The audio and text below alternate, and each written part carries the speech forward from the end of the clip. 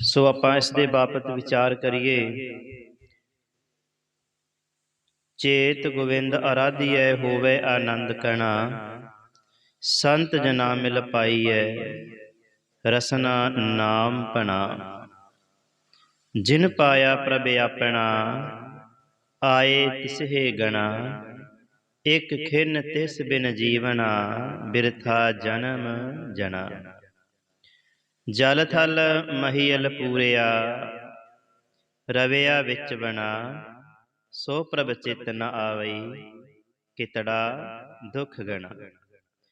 ਜਿਨੀ ਰਾਵਿਆ ਸੋ ਪ੍ਰਭੂ, ਤਿਨਾ ਭਾਗ ਮਣਾ। ਹਰ ਦਰਸ਼ਨ ਕਉ ਮਨ ਲੋਚਦਾ, ਨਾਨਕ ਪਿਆਸ ਮਣਾ। ਚੇਤ ਮਿਲਾਏ ਸੋ ਪ੍ਰਭੂ, ਤਿਸ ਕੈ ਪਾਏ ਲੱਗਾ। ਭਾਵ ਕਿ ਕਹਿੰਦੇ ਸੰਸਾਰ ਵਿੱਚ ਵਿਚਰਦਿਆਂ ਆਪਾਂ ਵੇਖਦੇ ਹਾਂ ਕਿ ਹਰ ਮਨੁੱਖ ਸੁੱਖ ਅਤੇ ਆਨੰਦ ਜੀਵਨ ਦਾ ਲੋੜਪੂ ਹੁੰਦਾ ਹੈ। ਸੁੱਖ ਅਤੇ ਆਨੰਦ ਦੀ ਪ੍ਰਾਪਤੀ ਵਾਸਤੇ ਹੀ ਹਰ ਮਨੁੱਖ ਸਵੇਰ ਤੋਂ ਸ਼ਾਮ ਤੱਕ, ਸ਼ਾਮ ਤੋਂ ਅਗਲੀ ਸਵੇਰ ਤੱਕ ਦੌੜ ਭੱਜ ਕਰਦਾ ਹੈ। ਇਹ ਸਾਰੀ ਦੌੜ ਭੱਜ ਦੇ ਪਿੱਛੇ ਮਨੁੱਖ ਦੀ ਸੁੱਖ ਤੇ ਆਨੰਦ ਦੀ ਚਾਹਨਾ ਛੁਪੀ ਪਈ ਹੈ।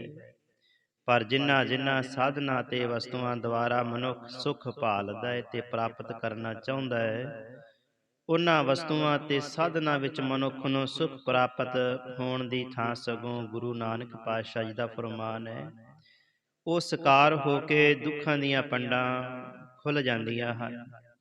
ਦੁੱਖ ਕੀਆਂ ਪੰਡਾਂ ਖੁੱਲੀਆਂ, ਸੁੱਖ ਨਾ ਨਿਕਲਿਓ ਕੋਏ। ਦੁੱਖ ਵਿੱਚ ਜਿਉ ਜਲਾਇਆ, ਦੁਖੀਆ ਚੱਲਿਆ ਰੋਏ। ਦਰਅਸਲ ਸੁੱਖ ਆਨੰਦ ਸ਼ਾਂਤੀ ਮਨੁੱਖ ਦੇ ਅੰਦਰ ਹੈ। ਮਾਇਆ ਦੇ ਅਗਿਆਨ ਭਰਮ ਕਾਰਨ ਮਨੁੱਖ ਸੁਖ ਸ਼ਾਂਤੀ ਬਾਹਰੀ ਪਦਾਰਥਾਂ ਵਿੱਚੋਂ ਪਾਲਦਾ ਹੈ। ਮਨੁੱਖ ਨਾਲ ਕਸਤੂਰੇ ਮਿਰਗ ਵਾਲੀ ਹਾਲਤ ਬਣੀ ਹੋਈ ਹੈ। ਸਾਹਿਬ ਗੁਰੂ ਅਮਰਦਾਸ ਸਾਹਿਬ ਜੀ ਦਾ ਫਰਮਾਨ ਹੈ, ਕਹਿੰਦੇ ਘਰ ਹੀ ਮੈਂ ਅੰਮ੍ਰਿਤ ਭਰਪੂਰ ਹੈ, ਮਨ ਮੁਖਾ ਸਾਧ ਨਾ ਪਾਇਆ। ਜਿਉ ਕਸਤੂਰੀ ਮਿਰਗ ਨਾ ਜਾਣੈ, ਭਰਮ ਦਾ ਭਰਮ ਭੁਲਾਇਆ। ਬਾਹਰ ਮੁਖੀ ਮਿਰਤੀ ਦੁਆਰਾ, ਜਿਨ੍ਹਾਂ ਸਾਧਨਾਂ ਦੁਆਰਾ ਜਾਂ ਜਿਨ੍ਹਾਂ ਪਦਾਰਥਾਂ ਵਿੱਚੋਂ ਮਨੁੱਖ ਸੁੱਖ ਭਾਲਦਾ ਹੈ, ਉਹਨਾਂ ਸਾਧਨਾ ਤੇ ਵਸਤੂਆਂ ਦਾ ਸਤਿਗੁਰੂ ਗੁਰੂ ਅਰਜਨ ਦੇਵ ਜੀ ਨੇ ਭੈਰੋ ਰਾਗ ਅੰਦਰ ਜ਼ਿਕਰ ਕਰਦੇ ਹਨ। ਕਹਿੰਦੇ ਆਪਣਾ ਅਟਲ ਫੈਸਲਾ ਸੁਣਾ ਦਿੱਤਾ ਹੈ ਕਿ ਹੇ ਸੁਖ ਆਨੰਦ ਦੇ ਚਾਹਵਾਨਾ, ਇਹਨਾਂ ਪਦਾਰਥਾਂ ਵਿੱਚੋਂ ਤੈਨੂੰ ਸਦੀਵੀ ਆਨੰਦ ਕਦੀ ਵੀ ਪ੍ਰਾਪਤ ਨਹੀਂ ਹੋ ਸਕਦਾ। ਸੁਖ ਆਨੰਦ ਦੀ ਪ੍ਰਾਪਤੀ ਦੇ ਰਸਤੇ ਦੀ ਚੋਣ ਨੂੰ ਗਲਤ ਕਰ ਲਈ ਹੈ। ਕਿਉਂਕਿ ਇੱਕ ਜਿਹੜਾ ਤੂੰ ਸੁਖ ਆਨੰਦ ਪ੍ਰਾਪਤ ਕਰਨਾ ਚਾਹੁੰਦਾ ਹੈ ਨਾ, ਬਹੁਤੀ ਮਾਇਆ ਪ੍ਰਾਪਤ ਕਰਕੇ, ਪਰ ਯਾਦ ਰੱਖ ਜਿਉਂ-ਜਿਉਂ ਕਿਸੇ ਮਨੁੱਖ ਪਾਸ ਬਹੁਤੀ ਮਾਇਆ ਇਕੱਤਰ ਹੋ ਜਾਂਦੀ ਹੈ, ਓਨਾ ਹੀ ਉਹ ਮਨੁੱਖ ਨੂੰ ਸੁੱਖ ਮਿਲਣ ਦੀ ਥਾਂ ਚਿੰਤਾ ਦਾ ਦੁੱਖ ਤੇ ਹਮੇਸ਼ਾ ਫਿਕਰ ਜਿਹੜਾ ਹੈ ਸਤਾਉਂਦਾ ਰਹਿੰਦਾ ਹੈ। ਜਿਸ ਗ੍ਰਹਿ ਬਹੁਤ ਤਿਸੇ ਗ੍ਰਹਿ ਚਿੰਤਾ। ਜਿਸ ਘਰ ਵਿੱਚ ਬਹੁਤ ਸਾਰਾ ਹੋਵੇ ਨਾ ਗੁਰਮੁਖ ਪਿਆਰਿਓ, ਉਸ ਘਰ ਦੇ ਵਿੱਚ ਵੀ ਚਿੰਤਾ ਹੀ ਲੱਗੀ ਰਹਿੰਦੀ ਹੈ, ਕਿਤੇ ਚੋਰ ਨਾ ਪੈ ਜਾਣ, ਕਿਤੇ ਇਹ ਘਟ ਨਾ ਜਾਵੇ। ਤੂੰ ਮਨ ਨੂੰ ਸ਼ਾਂਤ ਤੇ ਆਨੰਦਿਤ ਕਰਨਾ ਚਾਹੁੰਦਾ ਹੈ, ਤਰ੍ਹਾਂ ਤਰ੍ਹਾਂ ਦੇ ਰੰਗ ਤਮਾਸ਼ੇ ਤੇ ਨਿਰਤ ਨਾਚ ਅੱਖਾਂ ਦੁਆਰਾ ਵੇਖ ਕੇ, ਪਰ ਯਾਦ ਰੱਖੀ ਜਿੰਨਾ ਚਿਰ ਨੇਤਰ ਨਾਚ ਰੰਗ ਤਮਾਸ਼ੇ ਅੱਖਾਂ ਦੁਆਰਾ ਮਨ ਵੇਖਦਾ ਰਹੇਗਾ ਨਾ, ਉਹਨਾਂ ਚਿਰ ਇਹਨਾਂ ਹੋਛੇ ਰਸਾਂ ਵਿੱਚ ਮਨ ਪਰਚਿਆ ਰਹੇਗਾ। ਜਦੋਂ ਇਹ ਨਾਚ ਰੰਗ ਨਿਰਤ ਨਾਟ ਅੱਖਾਂ ਤੋਂ ਪਰੇ ਹੋਏ, ਮਨ ਅਤ੍ਰਿਪਤੀ ਅਧੀਨ ਹੋਰ ਭਟਕ। ਅਤੇ ਭਾਈ ਗੁਰਦਾਸ ਜੀ ਦਾ ਫਰਮਾਨ ਵੀ ਕਹਿੰਦੇ ਅੱਖੀਂ ਵੇਖ ਨਾ ਰੱਜੀਆਂ ਬਹੁ ਰੰਗ ਤਮਾਸ਼ੇ। ਜਦੋਂ ਅਸੀਂ ਆਮ ਹੀ ਦੇਖਦੇ ਹਾਂ ਸਾਡਾ ਮਨ ਨਾ ਲੱਗੇ, ਸਾਡਾ ਮਨ ਕਿਸੇ ਚਿੰਤਾ ਵਿੱਚ ਹੋਵੇ ਤੇ ਅਸੀਂ ਕਹਿੰਦੇ ਹਾਂ ਕਿ ਸਾਡੇ ਕੋਲੇ ਕੋਈ ਆ ਜਾਏ, ਕੋਈ ਦੁਨਿਆਵੀ ਗੱਲਬਾਤ ਕਰੇ, ਜਾਂ ਅਸੀਂ ਕਿਤੇ ਤੁਰ ਫਿਰ ਆਈਏ, ਆਪਣੇ ਇਕੱਲੇਪਨ ਨੂੰ ਦੂਰ ਕਰੀਏ, ਤਾਂ ਥੋੜ੍ਹੇ ਸਮੇਂ ਲਈ ਉਹ ਚਿੰਤਾ ਜਿਹੜੀ ਹੈ ਭੁੱਲ ਜਾਂਦਾ ਹੈ। ਪਰ ਗੁਰਮੁਖ ਪਿਆਰਿਓ, ਜਦੋਂ ਫਿਰ ਉਹ ਇਕੱਲਾ ਹੋ ਜਾਂਦਾ ਹੈ ਤਾਂ ਫਿਰ ਉਹ ਚਿੰਤਾ ਦੇ ਵਿੱਚ ਗ੍ਰਸਤ ਹੋ ਜਾਂਦਾ ਹੈ। ਜੇ ਬਹੁਤੀ ਮਾਇਆ ਨਾਲ ਸੁੱਖ ਨਾ ਮਿਲੇ, ਅੱਖਾਂ ਨਾਲ ਰੰਗ ਤਮਾਸ਼ੇ ਨਿਰਤ ਨਾਚ ਵੇਖ ਕੇ ਵੀ ਮਨ ਆਨੰਦਿਤ ਨਾ ਹੋਵੇ, ਫਿਰ ਮਨ ਅੰਦਰ ਰਾਜ ਭਾਗ ਦੀ ਪ੍ਰਾਪਤੀ ਦੀ ਲਾਲਸਾ ਉਪਜਦੀ ਹੈ ਕਿ ਜੇ ਕਿਤੇ ਮੈਨੂੰ ਰਾਜ ਭਾਗ ਮਿਲ ਜਾਵੇ, ਸਾਰੀ ਪ੍ਰਜਾ ਮੇਰਾ ਹੁਕਮ ਮੰਨੇ, ਮਨ ਭਾਉਂਦੇ ਮੈਂ ਕਰਮ ਕਰਾਂ, ਮੈਨੂੰ ਰੋਕਣ ਵਾਲਾ ਕੋਈ ਨਾ ਹੋਵੇ, ਫਿਰ ਸ਼ਾਇਦ ਮੈਂ ਸੁਖੀ ਤੇ ਆਨੰਦਿਤ ਹੋ ਜਾਵਾਂ। ਤੇ ਸਤਿਗੁਰੂ ਅਰਜਨ ਦੇਵ ਜੀ ਸੁਖਮਨੀ ਸਾਹਿਬ ਦੇ ਅੰਦਰ ਆਪਣਾ ਫੈਸਲਾ ਸੁਣਾਉਂਦੇ ਤੇ ਫਰਮਾਨ ਕਰਦੇ ਹਨ ਕਿ ਇੱਕ ਦੇਸ਼ ਦਾ ਰਾਜ ਹੀ ਨਹੀਂ, ਭਾਵੇਂ ਸਾਰੀ ਦੁਨੀਆ ਦਾ ਰਾਜ ਭਾਗ ਮਨੁੱਖ ਨੂੰ ਮਿਲ ਜਾਵੇ ਤਾਂ ਵੀ ਮਨੁੱਖ ਆਨੰਦਿਤ ਨਹੀਂ ਹੋ ਜਾਂਦਾ, ਕਿਉਂਕਿ ਸਗੋਂ ਦੁਖੀ ਜ਼ਰੂਰ ਹੋਵੇਗਾ। ਸਗਲ ਸ੍ਰਿਸ਼ਟ ਕੋ ਰਾਜਾ ਦੁਖੀਆ। ਮਨੁੱਖ ਸੁਖੀ ਤੇ ਆਨੰਦਿਤ ਕਿਵੇਂ ਹੋ ਸਕਦਾ ਹੈ? ਸਵਾਲ ਇਹ ਖੜਾ ਹੁੰਦਾ ਹੈ। ਸੁਖ ਤੇ ਆਨੰਦ ਦੀ ਪ੍ਰਾਪਤੀ ਦਾ ਰਸਤਾ ਹੈ ਪਰਮਾਤਮਾ ਦੇ ਗੁਣ ਗਾਉਣੇ ਅਤੇ ਪਰਮਾਤਮਾ ਦੇ ਨਾਮ ਦੀ ਕਮਾਈ ਕਰਨੀ। ਨਾਮ ਜਪਣਾ ਅਤੇ ਪ੍ਰਭੂ ਗੁਣ ਗਾਉਣ ਨਾਲ ਲੋਕ ਪਰਲੋਕ ਦੇ ਮਨ ਅਤੇ ਤਨ ਦੇ ਸਾਰੇ ਸੁਖ ਆਨੰਦ ਮਨੁੱਖ ਪ੍ਰਾਪਤ ਕਰਕੇ ਸਦਾ ਲਈ ਉਹ ਮੈਂ ਬਹੁੜ ਨਾ ਤ੍ਰਿਸ਼ਨਾ ਭੁਖੜੀ, ਹੋਂ ਰੱਜਾ ਤ੍ਰਿਪਤ ਅਗਾਏ ਜੀਓ। ਇਸ ਗੱਲ ਤੇ ਬੜਾ ਹਰ ਕੋਈ ਵਿਚਾਰ ਕਰਦਾ ਹੈ ਕਿ ਨਾਮ ਜੇ ਸਾਧੂ ਨੂੰ ਪੁੱਛੀਏ, ਕਿਸੇ ਸੰਤ ਨੂੰ ਪੁੱਛੀਏ, ਕਿਸੇ ਗੁਰੂ ਮਹਾਰਾਜ ਨੂੰ ਪੁੱਛੀਏ, ਕੋਈ ਰਿਸ਼ੀ ਮੁਨੀ ਨੂੰ ਪੁੱਛੀਏ, ਕੋਈ ਦੇਵੀ ਦੇਵਤਿਆਂ ਨੂੰ ਪੁੱਛੀਏ, ਗੱਲ ਨਾਮ ਦੀ ਹੁੰਦੀ ਹੈ ਕਿ ਨਾਮ ਜਪ। ਇਹੀ ਜਪਣਾ ਔਖਾ ਹੈ। ਸੁੱਖ ਨੂੰ ਭਾਲਦਾ ਕਹਿੰਦੇ ਨਾਮ ਜਪੀਏ। ਤੇ ਇਸ ਤਰ੍ਹਾਂ ਦੀ ਅਵਸਥਾ ਪ੍ਰਾਪਤ ਕਰ ਸਕਦਾ ਮਨੁੱਖ ਜੇ ਅਗਰ ਸਿਮਰਨ ਭਜਨ ਬੰਦਗੀ ਕਰਦਾ ਹੋਵੇ, ਤਾਂ ਆਪਣਾ ਸੁਭਾਅ ਬਣਾ ਲਵੇ ਸਿਮਰਨ ਕਰਨ ਦਾ, ਭਜਨ ਬੰਦਗੀ ਕਰਨ ਦਾ। ਜੇ ਸਤਿਗੁਰੂ ਅਰਜਨ ਦੇਵ ਜੀ ਦਾ ਫੁਰਮਾਨ ਪੜ੍ਹੀਏ, ਅਟਲ ਸਚਾਈ ਅਤੇ ਅਸਲੀਅਤ ਦਾ ਪਤਾ ਚੱਲ ਜਾਏਗਾ। ਕਹਿੰਦੇ ਸੁਖ ਨਾਹੀ ਬਹੁਤੇ ਧਨ ਖਾਟੇ, ਸੁਖ ਨਾਹੀ ਪੇਖੇ ਨਿਰਤ ਨਾਟੇ, ਸੁਖ ਨਾਹੀ ਬਹੁ ਦੇਸ ਕਮਾਏ, ਸਰਬ ਸੁਖਾਂ ਹਰ ਹਰ ਗੁਣ ਗਾਏ। ਹੁਣ ਗੱਲ ਤਾਂ ਇੱਥੇ ਨਾਮ ਦੀ ਹੈ, ਸਿਮਰਨ ਦੀ ਹੈ, ਭਜਨ ਬੰਦਗੀ ਦੀ ਹੈ। ਇਹੀ ਸਾਡੇ ਤੋਂ ਨਹੀਂ ਹੁੰਦਾ। ਅਸੀਂ ਰਾਜ ਕਮਾ ਲਵਾਂਗੇ, ਧਨ ਕਮਾ ਲਵਾਂਗੇ, ਸੁੱਖ ਦੇ ਸਾਧਨ ਕਮਾ ਲਵਾਂਗੇ, ਪਰ ਸਾਡੇ ਤੋਂ ਨਾਮ ਨਹੀਂ ਕਮਾਇਆ ਜਾਂਦਾ। ਔਰ ਜਿੰਨੀ ਦੇਰ ਤੱਕ ਅਸੀਂ ਨਾਮ ਨਹੀਂ ਕਮਾ ਸਕਦੇ, ਸੁੱਖ ਦੀ ਪ੍ਰਾਪਤੀ ਸਾਨੂੰ ਸੁੱਖਾਂ ਦੇ ਸਾਧਨਾਂ ਦੇ ਕੋਲੋਂ ਵੀ ਬਹੁਤਾ ਚਿਰ ਨਹੀਂ ਮਿਲਣ ਵਾਲੀ। ਇਸ ਕਰਕੇ ਕਹਿੰਦੇ ਬਾਰਹਮਾਰਾ ਮਹਾਮਾਹ ਦੀ ਬਾਣੀ ਜੋ ਪਹਿਲੇ ਚੇਤ ਮਹੀਨੇ ਨੂੰ ਸਨਮੁਖ ਰੱਖ ਕੇ ਸ੍ਰੀ ਗੁਰੂ ਅਰਜਨ ਦੇਵ ਜੀ ਨੇ ਹੋਵੇ ਆਨੰਦ ਘਨਾਂ ਦੀ ਪ੍ਰਾਪਤੀ ਦਾ ਰਸਤਾ ਚੇਤ ਗੋਬਿੰਦ ਅਰਾਧੀਐ ਦਰਸਾ ਕੇ ਜਗਿਆਸੂਆਂ ਨੂੰ ਪ੍ਰਭੂ ਅਰਾਧਨਾ ਨਾਮ ਜਪਣ ਦਾ ਰਸਤਾ ਅਖਤਿਆਰ ਕਰਨ ਲਈ ਉਪਦੇਸ਼ ਦਿੱਤਾ ਹੈ। ਇਸ ਕਰਕੇ ਗੁਰਮੁਖ ਪਿਆਰਿਓ, ਇਸ ਪੰਕਤੀ ਤੋਂ ਸਾਨੂੰ ਇਹ ਸੇਧ ਲੈ ਲੈਣੀ ਚਾਹੀਦੀ ਹੈ ਕਿ ਬਿਨਾਂ ਸਿਮਰਨ ਤੋਂ, ਬਿਨਾਂ ਨਾਮ ਤੋਂ ਸਾਡੇ ਅੰਦਰ ਦੇ ਆਨੰਦ ਦੀ ਜਿਹੜੀ ਖੇਡ ਹੈ ਨਾ, ਉਹ ਨਹੀਂ ਬਣਨੀ ਹੈ।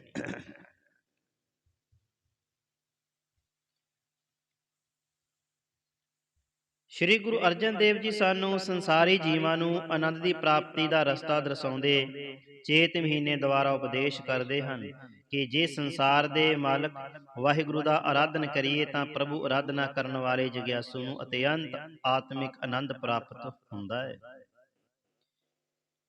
ਪਰਮਾਤਮਾ ਨੇ ਸੰਸਾਰ ਦੀ ਖੇਡ ਹੀ ਐਸੀ ਬਣਾਈ ਹੈ ਕਿ ਕੁਝ ਪੂਰਬਲੇ ਸੰਸਕਾਰਾਂ ਦੇ, ਕੁਝ ਇਸ ਸੰਸਾਰ ਦੇ ਕਿਰਤ ਕਰਮਾਂ ਦੇ ਪ੍ਰਭਾਵ ਅਧੀਨ ਮਨੁੱਖ ਦੇ ਮਨ ਅੰਦਰ ਕੋਈ ਨਾ ਕੋਈ ਆਰਾਧਨਾ ਹਰ ਸਮੇਂ ਚਲਦੀ ਰਹਿੰਦੀ ਹੈ। ਕਦੇ ਪਰਿਵਾਰ ਦੀ, ਕਦੇ ਕਾਰੋਬਾਰ ਦੀ, ਕਦੇ ਸੰਸਾਰ ਦੀ ਆਰਾਧਨਾ ਚਲਦੀ ਰਹਿੰਦੀ ਹੈ।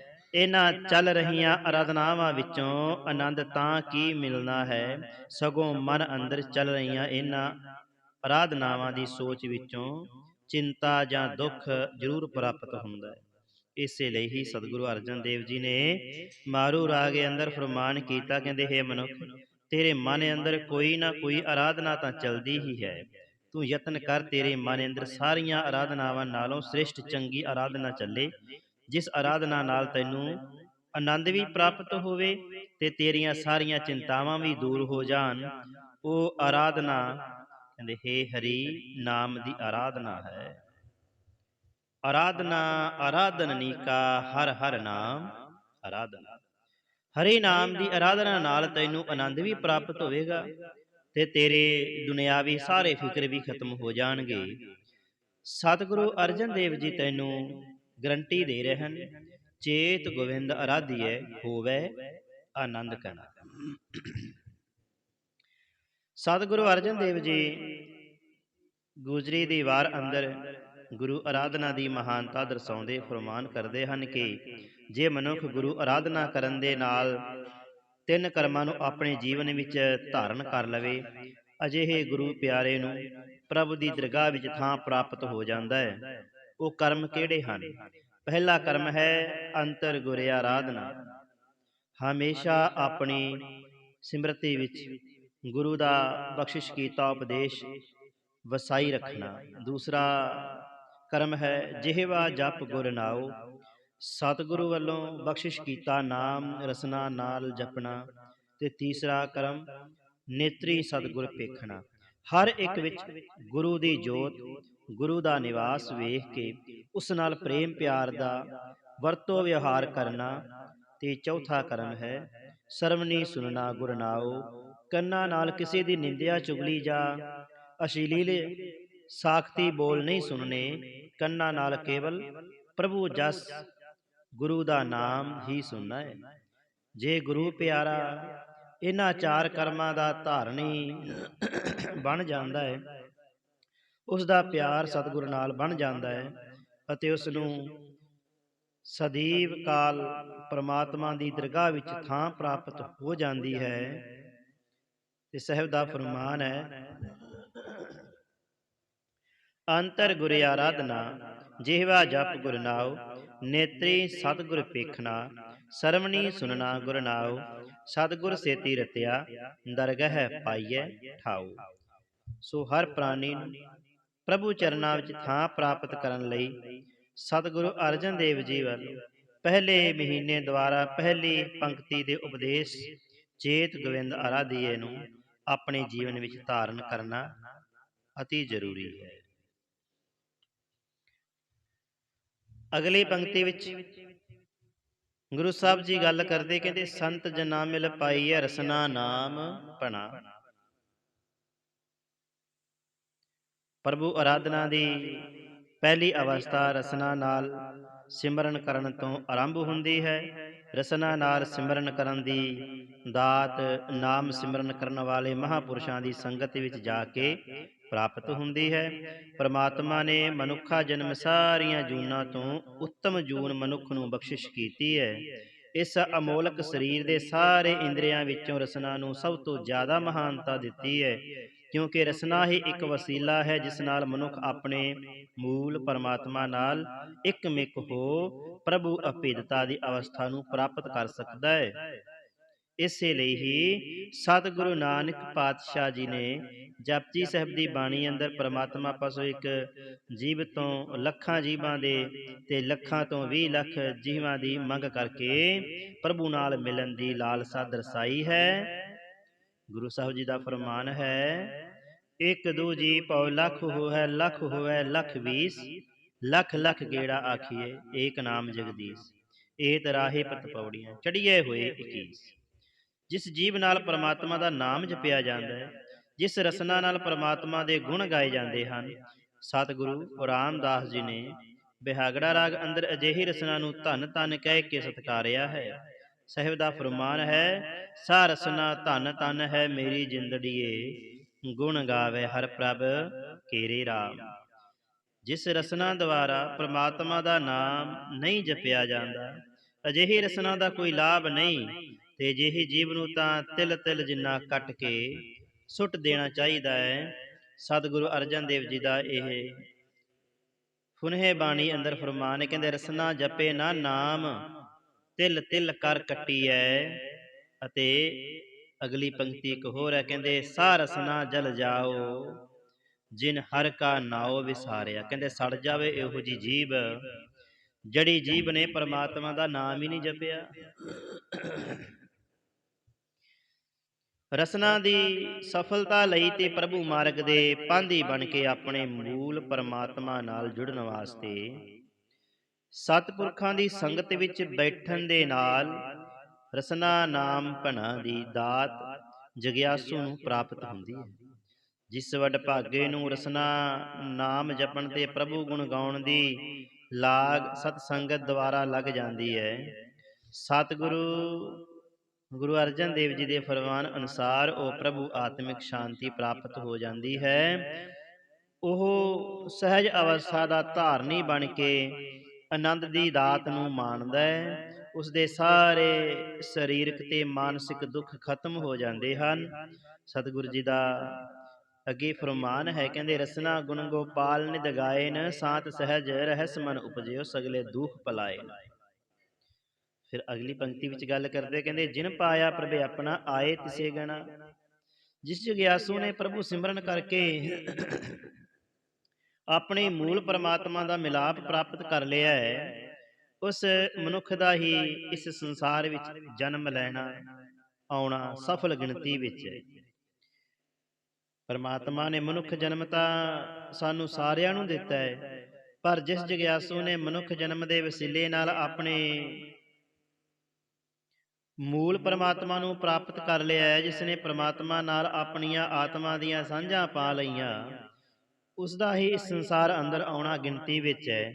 ਜਿਹੜੇ ਮਨੁੱਖ ਜਨਮ ਦੇ ਵਸੀਲੇ ਨਾਲ ਆਪਣੇ ਮੂਲ ਨਾਲ ਨਹੀਂ ਜੁੜੇ ਤੇ ਸਤਿਗੁਰ ਦੀ ਦ੍ਰਿਸ਼ਟੀ ਵਿੱਚ ਉਹਨਾਂ ਵਿੱਚ ਤੇ ਭਾਰ ਢੋਣ ਵਾਲੇ ਪਸ਼ੂਆਂ ਵਿੱਚ ਕੋਈ ਅੰਤਰ ਨਹੀਂ। ਸਤਿਗੁਰੂ ਅਰਜਨ ਦੇਵ ਜੀ ਦਾ ਇੱਕ ਫਰਮਾਨ, ਕਹਿੰਦੇ ਆਵਣ ਆਏ ਸ੍ਰਿਸ਼ਟ ਮਹਿ ਬਿਨ ਬੂਝੇ ਪਸ ਢੋਰ।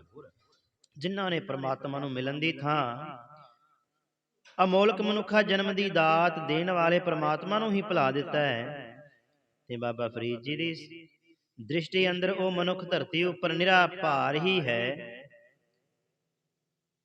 ਬਾਬਾ ਫਰੀਦ ਜੀ ਕਹਿੰਦੇ ਵਿਸਰਿਆ ਜਿਨ ਨਾਮ ਤੇ ਭੋਏ ਭਾਰ ਥੀਏ। ਕਹਿੰਦੇ ਉਹ ਤਾਂ ਧਰਤੀ ਤੇ ਭਾਰ ਨੇ। ਸਤਿਗੁਰੂ ਨਾਨਕ ਪਾਤਸ਼ਾਹ ਜੀ ਨੇ ਗੁਜਰੀ ਰਾਗ ਅੰਦਰ ਪ੍ਰਮਾਤਮਾ ਤੋਂ ਭੁੱਲੇ ਹੋਏ ਮਨੁੱਖ ਨਾਲੋਂ ਪਸ਼ੂਆਂ ਨੂੰ ਚੰਗਾ ਦਰਸਾਇਆ। ਆਪ ਫਰਮਾਨ ਕਰਦੇ ਹਨ ਸਤਿਗੁਰੂ ਜੀ ਕਿ ਵੇਖੋ, ਪਸ਼ੂ ਸੁੱਕੇ ਪੱਠੇ ਖਾ ਕੇ ਅੰਮ੍ਰਿਤ ਰੂਪੀ ਦੁੱਧ ਸੰਸਾਰ ਨੂੰ ਪ੍ਰਦਾਨ ਕਰਦਾ ਹੈ। ਇਸ ਦੇ ਉਲਟ ਮਨੁੱਖ ਤਰ੍ਹਾਂ ਤਰ੍ਹਾਂ ਦੇ ਅੰਮ੍ਰਿਤ ਰੂਪੀ ਭੋਜਨ ਛਕ ਕੇ ਵੀ ਉਹ ਕਰਮ ਨਹੀਂ ਕਰਦਾ, ਜਿਸ ਦੇ ਕਰਨ ਵਾਸਤੇ ਪ੍ਰਮਾਤਮਾ ਨੇ ਮਨੁੱਖਾ ਜਨਮ ਦੀ ਦਾਤ ਬਖਸ਼ਿਸ਼ ਕੀਤੀ ਹੈ। ਗੁਰੂ ਸਾਹਿਬ ਜੀ ਦਾ ਫਰਮਾਨ, ਕਹਿੰਦੇ ਪਸ਼ੂ ਮਿਲੇ ਚੰਗਿਆਈਆਂ ਖੜ ਖਾਵਹਿ ਅੰਮ੍ਰਿਤ ਦੇ। ਨਾਮ ਬਿਹੂਣੇ ਆਦਮੀ ਤ੍ਰਿਗ ਜੀਵਨ ਕਰਮ ਕਰੇ। ਖੜ ਖਾਵੇ ਅੰਮ੍ਰਿਤ ਦੇ ਦਾ ਭਾਵ ਹੈ ਕਿ ਉਹ ਘਾਹ ਖਾ ਕੇ ਤੇ ਦੁੱਧ ਦਿੰਦਾ ਹੈ। ਗੁਰੂ ਦੀ ਦ੍ਰਿਸ਼ਟੀ ਵਿੱਚ ਉਹਨਾਂ ਦਾ ਇਸ ਸੰਸਾਰ ਅੰਦਰ ਆਉਣਾ ਸਫਲ ਹੈ, ਜਿਨ੍ਹਾਂ ਨੇ ਸਵਾਸ ਸਵਾਸ ਪਰਮਾਤਮਾ ਦਾ ਨਾਮ ਜਪ ਕੇ ਆਪਣੇ ਮੂਲ ਨਾਲ ਜੁੜ ਕੇ ਪਰਮਾਤਮਾ ਦੇ ਮਿਲਾਪ ਦਾ ਰਸ ਮਾਣਿਆ। ਅਜਿਹੇ ਗੁਰੂ ਪਿਆਰੇ ਧੰਨ ਹਨ, ਉਹਨਾਂ ਦਾ ਹੀ ਸੰਸਾਰ ਅੰਦਰ ਆਉਣਾ ਪ੍ਰਵਾਨ ਹੈ। ਗੁਰੂ ਸਾਹਿਬ ਜੀ ਕਹਿੰਦੇ ਆਤਮ ਰਸ ਜਿਹ ਜਾਣਿਆ ਹਰ ਰੰਗ ਸਹਿਜੇ ਮਾਨ। ਨਾਨਕ ਧੰਨ ਧੰਨ ਧੰਨ ਜਨ ਆਏ ਤੇ ਪ੍ਰਵਾਨ। ਪੌੜੀ ਆਇਆ ਸਫਲ ਤਾਹੂ ਕੋ ਗਣੀਐ ਜਾਸ ਰਸਨ ਹਰ ਹਰ ਜਸ ਭਣੀਐ। ਜਿਨ੍ਹਾਂ ਨੇ ਗੁਰੂ ਅਗਵਾਈ ਵਿੱਚ ਪ੍ਰਭੂ ਮਿਲਾਪ ਲਈ ਨਾਮ ਜਪ ਦਾ ਰਸਤਾ ਅਪਣਾ ਲਿਆ ਹੈ ਅਤੇ ਨਾਮ ਜਪ ਦੀ ਬਰਕਤ ਨਾਲ ਉਹ ਸਦਾ ਲਈ ਪ੍ਰਭੂ ਦੇ ਦੀਦਾਰ ਕਰ ਪ੍ਰਭੂ ਵਿੱਚ ਸਮਾ ਗਏ, ਉਹਨਾਂ ਦਾ ਆਉਣ ਜਾਣ ਦਾ ਚੱਕਰ ਖਤਮ ਹੋ ਗਿਆ, ਉਹਨਾਂ ਦਾ ਇਸ ਸੰਸਾਰ ਵਿੱਚ ਆਉਣਾ ਸਫਲ ਹੋ ਗਿਆ। ਤੇ ਸਤਿਗੁਰੂ ਅਰਜਨ ਦੇਵ ਜੀ ਦਾ ਫਰਮਾਨ, ਕਹਿੰਦੇ ਇੱਕ ਹੈ ਆਵਨ ਫਿਰ ਜੋਨ ਨਾ ਆਇਆ ਨਾਨਕ ਹਰਿ ਕੈ ਦਰਸ ਸਮਾਇਆ। ਗਿਣਤੀ ਵਿੱਚ ਉਹੀ ਸ਼ੁਮਾਰ ਹੁੰਦੇ ਹਨ ਜਿਨ੍ਹਾਂ ਉੱਪਰ ਗੁਰੂ ਅਰਜਨ ਦੇਵ ਜੀ ਦਾ ਫਰਮਾਨ, ਜਿਨ ਪਾਇਆ ਪ੍ਰਭੇ ਆਪਣਾ ਆਏ ਤਿਸਹੇ ਗਣਾ। ਸੋ ਸਾਕਾਰ ਹੋ ਜਾਂਦਾ ਹੈ, ਆਇਆ ਹੋਇਆ ਪ੍ਰਵਾਨ ਹੋ ਜਾਂਦਾ ਹੈ। ਇੱਕ ਖਿਨ ਤਿਸ ਬਿਨ ਜੀਵਨਾ ਬਿਰਥਾ ਜਨਮ ਜਣਾ। ਕਹਿੰਦੇ ਇੱਕ ਪਲ ਭਰ ਦਾ ਸਮਾਂ ਵੀ ਪ੍ਰਮਾਤਮਾ ਦੀ ਯਾਦ ਬਗੈਰ ਜੀਵਣਾ ਅਮੋਲਕ ਮਨੁੱਖਾ ਜੀਵਨ ਦੇ ਅਵਸਰ ਨੂੰ ਵਿਅਰਥ ਗਵਾਉਣਾ ਹੁੰਦਾ ਹੈ। ਪ੍ਰਮਾਤਮਾ ਨੇ ਸਾਨੂੰ ਜੀਵਾਂ ਨੂੰ ਇੱਕ ਸੰਸਾਰ ਵਿੱਚ ਵਪਾਰੀ ਬਣਾ ਕੇ ਭੇਜਿਆ ਹੈ।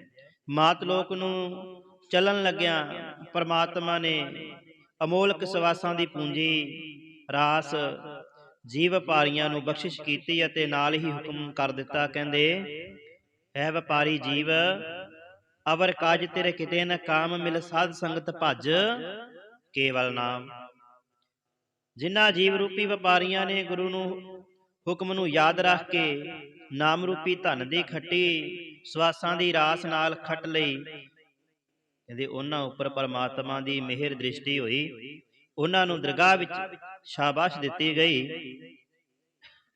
ਤੇ ਸਤਿਗੁਰੂ ਅੰਗਦ ਦੇਵ ਜੀ ਦਾ ਸਾਰੰਗ ਦੀ ਵਾਰ ਦੇ ਅੰਦਰ ਇੱਕ ਫਰਮਾਨ, ਕਹਿੰਦੇ ਸਾਹ ਚੱਲੇ ਬਣ ਜਾ ਰਿਹਾ ਲਿਖਿਆ ਦੇਵੈ ਨਾਲ, ਲਿਖੇ ਉਪਰ ਹੁਕਮ ਹੋਏ ਲਈਏ ਵਸਤ ਸੰਭਾਲ, ਵਸਤ ਲਈ ਵਣਜਾਰੇ ਵੱਖਰ ਬੱਧਾ ਪਾਏ, ਕਈ ਲਾਹਾ ਲੈ ਚਲੇ ਇੱਕ ਚੱਲੇ ਮੂਲ ਗਵਾਏ। ਥੋੜਾ ਕਿਨੇ ਨਾ ਮੰਗਿਓ ਕਿਸ ਕਹੀਐ ਸਾਬਾਸ, ਨਦਰ ਤਿਨਾ ਕੋ ਨਾਨਕਾ ਜੇ ਸਾਬਤ ਲਾਏ ਰਾਸ।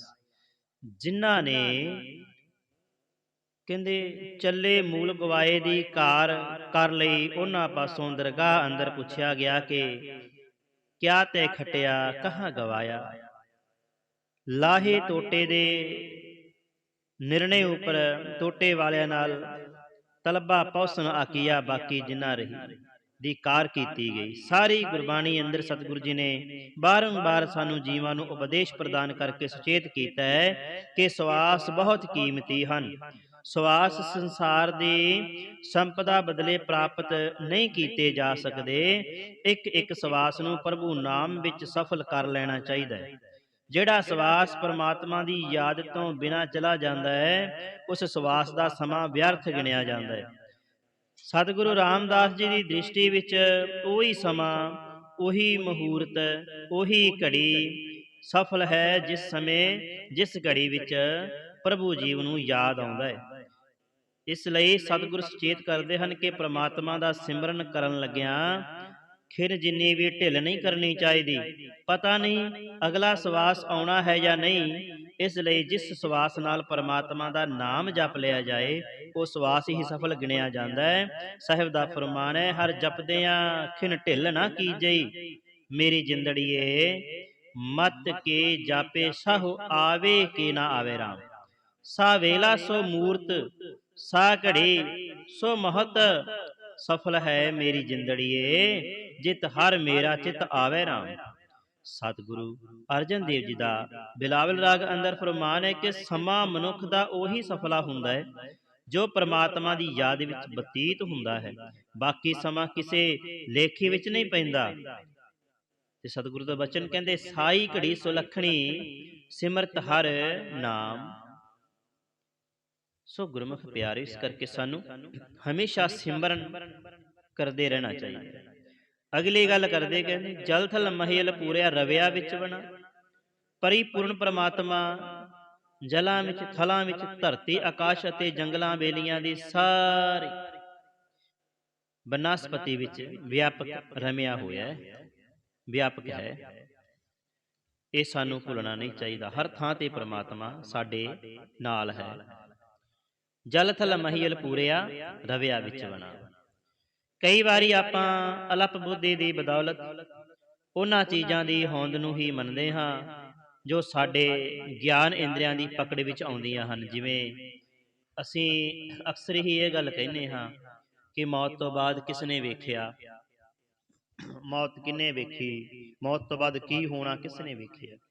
ਤੇ ਗੁਰਮੁਖ ਪਿਆਰਿਓ, ਇਹ ਸਾਡਾ ਸੁਭਾਅ ਹੈ ਕਿ ਜੋ ਸਾਨੂੰ ਦਿਸਦਾ ਹੈ ਅਸੀਂ ਉਸ ਨੂੰ ਮੰਨ ਲੈਂਦੇ ਹਾਂ, ਜੋ ਸਾਨੂੰ ਸੁਣਦਾ ਹੈ ਅਸੀਂ ਉਸ ਨੂੰ ਮੰਨ ਲੈਂਦੇ ਹਾਂ, ਪਰ ਜਿਹੜਾ ਸਾਡਾ ਅੱਖਾਂ ਤੋਂ ਓਹਲੇ ਹੈ, ਜੋ ਸਾਨੂੰ ਦਿਸ ਨਹੀਂ ਸਕਦਾ, ਅਸੀਂ ਉਹਨੂੰ ਨਹੀਂ ਮੰਨਦੇ। ਇਹ ਵੀ ਸਾਡੀ ਬਹੁਤ ਵੱਡੀ ਭੁੱਲ ਹੈ। ਅਸੀਂ ਆਪਣੀ ਬੁੱਧੀ ਦੇ ਮੁਤਾਬਕ ਚੱਲਦੇ ਹਾਂ। ਇਸ ਕਰਕੇ ਅਸੀਂ ਆਪਣੀ ਅਲਪ ਬੁੱਧੀ ਦੀ ਬਦੌਲਤ ਉਹਨਾਂ ਚੀਜ਼ਾਂ ਦੀ ਹੋਂਦ ਨੂੰ ਮੰਨਦੇ ਹੀ ਨਹੀਂ ਜੋ ਸਾਡੇ ਗਿਆਨ ਇੰਦਰੀਆਂ ਦੀ ਪਕੜ ਵਿੱਚ ਆਉਂਦੀਆਂ ਹਨ। ਜਿਹੜੀਆਂ ਵਸਤੂਆਂ ਨੂੰ ਅਸੀਂ ਵੇਖ ਨਹੀਂ ਸਕਦੇ ਜਾਂ ਪਕੜ ਨਹੀਂ ਸਕਦੇ, ਉਹਨਾਂ ਦੀ ਹੋਂਦ ਤੋਂ ਆਪਾਂ ਮੁਨਕਰ ਹੋ ਜਾਂਦੇ ਹਾਂ। ਤਿਵੇਂ ਪਰਮਾਤਮਾ, ਜਿਸ ਨੂੰ ਗੁਰਬਾਣੀ ਵਿੱਚ ਅਗੰਮ ਅਗੋਚਰ ਲਿਖਿਆ ਹੈ, ਜੋ ਸਾਡੀ ਮਨ ਬੁੱਧੀ ਤੇ ਇੰਦਰੀਆਂ ਦੀ ਪਹੁੰਚ ਤੋਂ ਅਤੇ ਪਕੜ ਤੋਂ ਪਰੇ ਹੈ ਨਾ, ਉਹਨਾਂ ਦੀ ਹੋਂਦ ਤੋਂ ਵੀ ਆਪਾਂ ਮੁਨਕਰ ਹੋ ਜਾਂਦੇ ਹਾਂ। ਇਹ ਸਾਡੀ ਅਲਪ ਸੋਚਣੀ ਦਾ ਸਿੱਟਾ ਹੈ। ਸਤਿਗੁਰੂ ਅਰਜਨ ਦੇਵ ਜੀ ਨੇ ਸੋਰਠ ਰਾਗ ਅੰਦਰ ਅਜਿਹੀਆਂ ਦੋ ਉਦਾਹਰਨਾਂ ਦੇ ਕੇ, ਜਿਨ੍ਹਾਂ ਵਸਤੂਆਂ ਨੂੰ ਨਾ ਆਪਾਂ ਅੱਖਾਂ ਨਾਲ ਵੇਖ ਸਕਦੇ ਹਾਂ, ਨਾ ਉਹਨਾਂ ਦੀ ਹੋਂਦ ਸਪਰਸ਼ ਦੁਆਰਾ ਮਹਿਸੂਸ ਕਰ ਸਕਦੇ ਹਾਂ, ਨਾ ਹੀ ਨਾਸਕਾ ਦੁਆਰਾ ਸੁੰਘ ਕੇ, ਨਾ ਜ਼ੁਬਾਨ ਨਾਲ ਚੱਖ ਕੇ ਉਹਨਾਂ ਦੀ ਹੋਂਦ ਮਹਿਸੂਸ ਕਰ ਸਕਦੇ ਹਾਂ, ਦਰਸਾ ਕੇ ਸਾਨੂੰ ਪ੍ਰਭੂ ਹੋਂਦ ਦ੍ਰਿੜ ਕਰਾਉਣ ਦਾ ਯਤਨ ਕੀਤਾ ਹੈ। ਤੇ ਸਤਿਗੁਰੂ ਜੀ ਫਰਮਾਨ ਕਰਦੇ ਹਨ, ਕਹਿੰਦੇ ਵੇਖੋ, ਸਾਰੀ ਬਨਸਪਤੀ ਵਿੱਚ ਅੱਗ ਹੈ, ਜਿਸ ਤੋਂ ਕੋਈ ਮੁਨਕਰ ਨਹੀਂ ਹੋ ਸਕਦਾ। ਹਰ ਪ੍ਰਕਾਰ ਦੇ ਦੁੱਧ ਦੇ ਕਣ ਕਣ ਵਿੱਚ ਘਿਓ ਦੀ ਹੋਂਦ ਸਮਾਈ ਹੋਈ ਹੈ, ਪਰ ਨਾ ਤਾਂ ਲੱਕੜਾਂ ਵਿੱਚ ਜੋ ਅੱਗ ਹੈ ਉਸ ਦੀ ਹੋਂਦ ਸਾਨੂੰ ਗਿਆਨ ਇੰਦਰੀਆਂ ਦੁਆਰਾ ਪ੍ਰਤੀਤ ਹੁੰਦੀ ਹੈ, ਨਾ ਅਸੀਂ ਉਸ ਨੂੰ ਵੇਖ ਸਕਦੇ ਹਾਂ। ਇਸੇ ਤਰ੍ਹਾਂ ਦੁੱਧ ਵਿੱਚ ਜੋ ਘਿਓ ਹੈ, ਨਾ ਉਸ ਨੂੰ ਆਪਾਂ ਦੇਖ ਸਕਦੇ ਹਾਂ, ਨਾ ਦੁੱਧ ਵਿੱਚ ਹੱਥ ਫੇਰਨ ਨਾਲ ਘਿਓ ਸਾਡੇ ਹੱਥ ਆਉਂਦਾ ਹੈ। ਤੇ ਕਹਿੰਦੇ ਨਾ ਹੀ ਸਪਰਸ਼ ਕਰਨ ਨਾਲ ਜਾਂ ਜ਼ੁਬਾਨ ਨਾਲ ਚੱਖਣ ਨਾਲ ਅਸੀਂ ਘਿਓ ਦੀ ਹੋਂਦ ਮਹਿਸੂਸ ਕਰ ਸਕਦੇ ਹਾਂ। ਪਰ ਇਸ ਤੋਂ ਇਨਕਾਰ ਵੀ ਨਹੀਂ ਕੀਤਾ ਜਾ ਸਕਦਾ ਕਿ ਦੁੱਧ ਵਿੱਚ ਘਿਓ ਹੈ। ਜਿਵੇਂ ਸਾਰਿਆਂ ਵਿੱਚ ਭਾਵੇਂ ਕੋਈ ਉੱਚੀ ਜਾਤ ਵਾਲਾ, ਭਾਵੇਂ ਕੋਈ ਅਖੌਤੀ ਨੀਵੀਂ ਜਾਤ ਵਾਲਾ ਸੰਬੰਧ ਰੱਖਣ ਵਾਲਾ ਹੈ, ਭਾਵੇਂ ਕੋਈ ਸ਼ੁਭ ਕਰਮੀ ਤੇ ਭਾਵੇਂ ਕੋਈ ਮੰਦ ਕਰਮੀ, ਸਾਰਿਆਂ ਵਿੱਚ ਪ੍ਰਮਾਤਮਾ ਇੱਕ ਰਸ ਹੋਂਦ ਰਮੀ ਹੋਈ ਹੈ। ਪ੍ਰਮਾਤਮਾ ਸਭ ਥਾਵਾਂ, ਧਰਤੀ, ਆਕਾਸ਼, ਪਤਾਲ, ਜਲਾਂ ਥਲਾਂ ਵਿੱਚ ਵਿਆਪਕ ਰਮਿਆ ਹੋਇਆ ਹੈ। ਸਾਹਿਬ ਜੀ ਦਾ ਫਰਮਾਨ ਹੈ, ਸਗਲ ਬਨਸਪਤ ਮਹਿ ਬਸੰਤਰ, ਸਗਲ ਦੂਧ ਮਹਿ ਕੀਆ, ਊਚ ਨੀਚ ਮੈਂ ਜੋਤ ਸਮਾਨੀ, ਘਟ ਘਟ ਮਾਧੋ ਜੀਆ, ਸੰਤੋਹ ਘਟ ਘਟ ਰਹਿਆ ਸਮਾਇਓ, ਪੂਰਨ ਪੂਰ ਰਹਿਓ ਸਰਬ ਮਹਿ, ਜਲ ਥਲ ਰਮਈਆ ਆਇਓ। ਸਤਿਗੁਰ ਤੇਗ ਬਹਾਦਰ ਸਾਹਿਬ ਜੀ ਨੇ ਸੋਰਠ ਰਾਗ ਅੰਦਰ ਦੋ ਸੰਸਾਰਿਕ ਉਦਾਹਰਨਾਂ ਦੇ ਕੇ ਪ੍ਰਮਾਤਮਾ ਦੀ ਹੋਂਦ ਦ੍ਰਿੜ ਕਰਾਉਣ ਦਾ ਫਰਮਾਨ ਕੀਤਾ ਹੈ। ਕਹਿੰਦੇ, ਹੇ ਸੰਸਾਰ ਦੇ ਲੋਕੋ, ਪਰਮਾਤਮਾ ਨੂੰ ਪ੍ਰਾਪਤ ਕਰਨ ਲਈ ਘਰ ਬਾਹਰ ਛੱਡ ਕੇ ਜੰਗਲਾਂ ਬੇਲਿਆਂ ਵਿੱਚ ਕਿਉਂ ਜਾਂਦੇ ਹੋ? ਪਰਮਾਤਮਾ ਦਾ ਹਰ ਥਾਂ, ਹਰ ਜਗ੍ਹਾ, ਇੱਥੋਂ ਤੱਕ ਕਿ ਤੁਹਾਡੇ ਅੰਦਰ ਬਾਹਰ ਅੰਗ ਸੰਗ ਹੋ ਕੇ ਵਸਦਾ ਹੈ। ਜਿਵੇਂ ਫੁੱਲਾਂ ਦੇ ਵਿੱਚ ਸੁਗੰਧੀ ਅਤੇ ਸ਼ੀਸ਼ੇ ਵਿੱਚ ਮਨੁੱਖ ਦਾ ਪ੍ਰਤੀਬਿੰਬ ਦਿਖਾਈ ਦਿੰਦਾ ਹੈ, ਤਿਵੇਂ ਪਰਮਾਤਮਾ ਹਰ ਥਾਂ, ਹਰ ਪ੍ਰਾਣੀ ਦੇ ਅੰਦਰ ਬਾਹਰ ਹਰ ਸਮੇਂ ਰਮਿਆ ਹੋਇਆ ਹੈ। ਕਾਹੇ ਰੇਬਨ ਖੋਜਨ ਜਾਈ, ਸਰਬ ਨਿਵਾਸੀ ਸਦਾ ਅਲੇਪਾ, ਤੋ ਹੀ ਸੰਗ ਸਮਾਈ, ਪਹਪ ਮਦ ਜਿਉ ਬਾਸ ਬਸਤ ਹੈ, ਮੋਕਰ ਮਾਹੇ ਜੈਸੇ ਛਾਈ, ਤੈਸੇ ਹੀ ਹਰ ਬਸੇ ਨਿਰੰਤਰ, ਘਟ ਹੀ ਖੋਜੋ ਭਾਈ। ਸਤਿਗੁਰੂ ਅਰਜਨ ਦੇਵ ਜੀ ਅਤੇ ਸ੍ਰੀ ਗੁਰੂ ਤੇਗ ਬਹਾਦਰ ਸਾਹਿਬ ਜੀ ਦੇ ਦਿੱਤੇ ਸੰਕੇਤਾਂ ਨੂੰ ਵਾਚ ਕੇ ਗੁਰੂ ਮਿਹਰ ਨਾਲ ਸਾਡੇ ਅੰਦਰ ਵੀ ਜਲ ਥਲ ਮਈ ਅਲਪੂਰਿਆ ਰਵਿਆ ਵਿੱਚ ਬਣਾ ਦੀ ਕਿਤੇ ਪਰਪੱਕਤਾ ਹੋ ਜਾਵੇ, ਤਾਂ ਜੋ ਇਹ ਪਰਪੱਕਤਾ ਸਦਕਾ ਸਾਡੇ ਜੀਵਨ ਵਿੱਚ ਵੀ ਬਦਲਾਓ ਆ ਜਾਵੇ। ਸੋ ਸਤ ਸੰਗਤ ਜੀ, ਇਸ ਵਕਤ ਅਰਦਾਸ ਦਾ ਸਮਾਂ ਹੋ ਚੁੱਕਾ ਹੈ। ਅਰਦਾਸ ਵਿੱਚ ਹਾਜ਼ਰੀ ਭਰੀਏ। ਸੋ ਅੱਜ ਚੇਤ ਮਹੀਨੇ ਦੀ ਸੰਗਰਾਂਦ ਦਾ ਦਿਹਾੜਾ ਹੈ। ਸੋ ਆਪਾਂ ਚੇਤ ਮਹੀਨੇ ਦੀ ਸੰਗਰਾਂਦ ਨੂੰ ਮੁੱਖ ਰੱਖਦੇ ਹਾਂ। ਚੇਤ ਮਹੀਨੇ ਦੀ ਬਾਣੀ ਦੀ ਵਿਆਖਿਆ ਆਪ ਜੀ ਦੇ ਸਮਕਸ਼ ਰੱਖੀ ਹੈ। ਹੋਈਆਂ ਭੁੱਲਾਂ ਦੀ ਖਿਮਾ। ਵਾਹਿਗੁਰੂ ਜੀ ਕਾ ਖਾਲਸਾ, ਵਾਹਿਗੁਰੂ ਜੀ ਕੀ ਫਤਿਹ।